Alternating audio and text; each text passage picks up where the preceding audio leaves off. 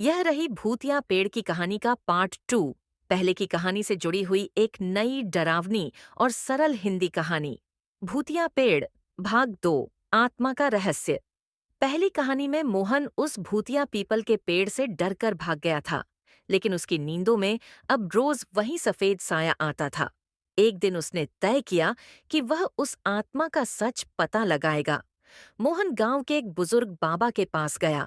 बाबा ने बताया, बहुत साल पहले उस पेड़ के नीचे एक औरत की मौत हुई थी। वह अपने बच्चे को ढूंढ रही थी, लेकिन कभी मिल नहीं पाया। उसकी आत्मा अब भी उसी पेड़ से बंधी है। बाबा ने मोहन को पूजा की एक थाली दी और कहा, रात को जाओ, दिया जलाओ और कहो कि उसका बच्चा अब शांत है, वह अब जा सकती है। मोहन डरते डरते रात को गया। जैसे ही उसने पूजा शुरू की, वही सफेद साया फिर दिखाई दिया, लेकिन इस बार वह रो नहीं रही थी, बस खड़ी थी। मोहन ने धीरे से कहा, तुम्हारा बच्चा अब ठीक है, तुम मुक्त हो। एक पल के लिए हवा चलने लगी, पेड़ की डालियां हिलने लगीं और वो साया आसमान में गायब हो गया।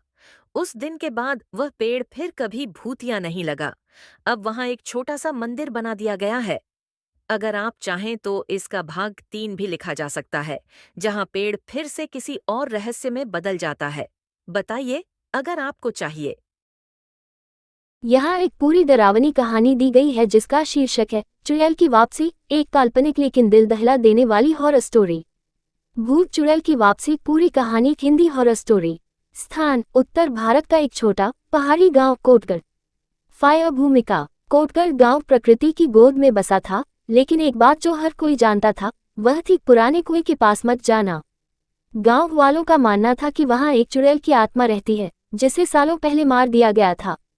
कहानी शुरू होती है 30 साल पहले। उसी गांव में रूपाली नाम की एक युवती रहती थी। वह सुंदर थी, लेकिन गांव वाले उसे अलग नजर से देखते थे क्योंकि वह जड़ी बूटियों, तंत्र मंत्र और अजीब रस्मों में दिलचस्पी रखती थी।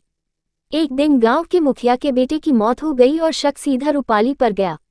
बिना किसी सबूत के उसे चुड़ैल कहकर गांव वालों ने उसी पुराने कुएं के पास बांधकर जला दिया।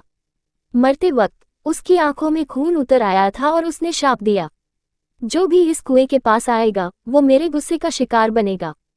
फेयरफुल फेस कहानी का वर्तमान। 3 दशकों बाद कुछ शहर के युवा गांव घूमने आए। उन्हें गांव की चुड़ैल की कहानी एक मजाक लगी और उन्होंने कुएं के पास जाकर रात बिताने का प्लान बनाया। उनमें से एक लड़की नेहा ने कुएं में झांका और देखा एक धुंधली परछाई, और उसी रात वह अचानक गायब हो गई।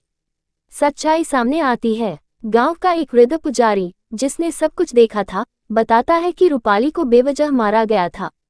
उसकी आत्मा आज भी न्याय की तलाश में भटक रही है।